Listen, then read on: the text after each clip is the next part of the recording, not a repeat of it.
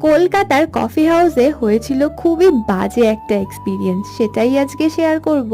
তো আমি সেখানে গেছিলাম, অ্যাস্থেটিক্স তো খুবই ভালো, তবে ফুড সেখানের খুবই বাজে। তাই সেফ সাইডে আমি অর্ডার করেছিলাম কোল্ড কফি আর এগ স্যান্ডউইচ। ভেবেছিলাম এটা আবার খারাপ বানানোর কি আছে, এতে তো সেরকম কিছুই দিতে হয় না। আমার ভুল ধারণা, রীতিমতো শুকনো ব্রেডের মধ্যে ডিম আর লবণ ভরে দিয়েছে।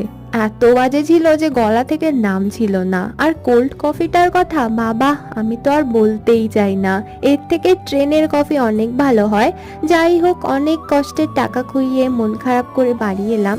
তারপরে আজকে বানিয়ে খাওয়াচ্ছি নিজেকেই এই এগ স্যান্ডউইচটা। এর মধ্যে সেরকম কিছুই দিইনি, একটু লবণ, গোলমরিচ গুঁড়ো, একটু কাসুন্দি, একটু ভিনিগার আর একটু মেয়োনিজ দিয়েছি। বেশ মাখা মাখা হয়েছে ব্যাপারটা। আর সত্যি কথা বলতে শুধুমাত্র কলকাতার ঐতিহ্য বয়েই চলছে কফি হাউস, তার বেশি না।